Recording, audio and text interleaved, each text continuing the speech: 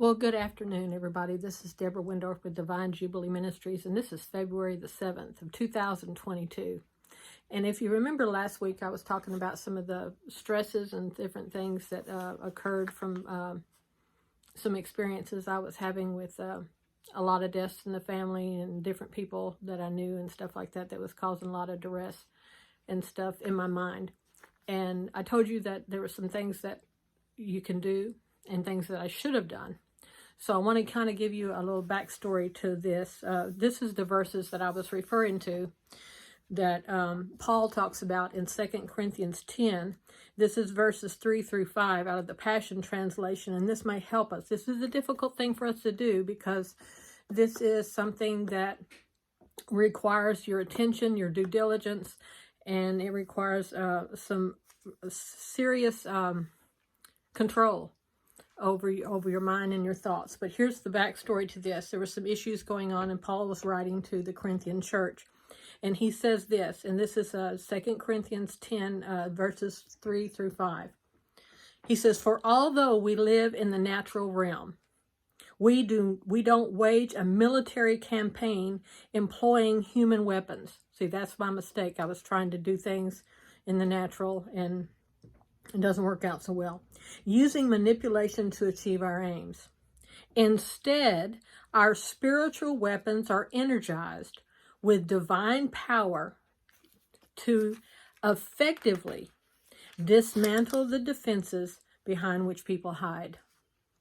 We can demolish," listen to that word, demolish every deceptive fantasy that opposes God, and break through every arrogant attitude that is raised up in defiance of the true knowledge of God. And there it is, the true knowledge of God, of what truly is versus what we hear and we think and we feel and we believe and all of that.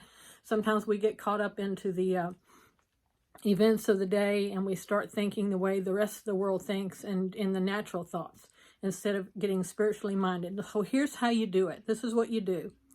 We capture like prisoners of war every thought and insist that it bow in obedience to the Anointed One. Let's go ahead and finish this with verse 6.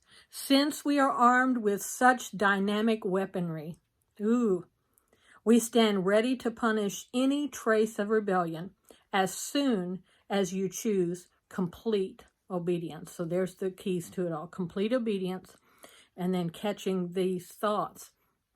As soon as we have a thought that comes up that's not in agreement with this book, then we need to capture that thought, pull it down, and counterbalance it with what the Word of God says, the true knowledge, the true truth. And that's where it takes effort, it takes thought, it takes due diligence to do that every single time.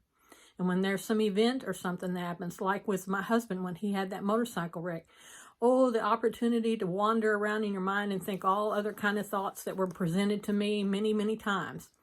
But he said, the Lord said to me, what you say first is very, very important. And of course, my question to him was, okay, what do I say? And his response back was my word. And then he gave me verse after verse after verse after verse to say, to pull down those terrifying thoughts and those fear thoughts that were right there at the door knocking, ready to come in and rush in and take over. But he said, don't think like that. Think what I'm telling you to think. Think these things. And he gave me the things to think. They're in here. And that's why you hide his word in your heart. That's why you hide it there, so that when you need it, it's there ready to access it. So be encouraged today, but get back into this, find out what those things are. And then when we get into those situations where things seem overwhelming, let's go back to what the Word says about us and who we are and what abilities we have, what authorities we have, and use that against the enemy and against those thoughts that rage up. And it'll put those things down, but it's work. That's the thing. Sometimes we just don't want to do it. And I tell you, I just didn't.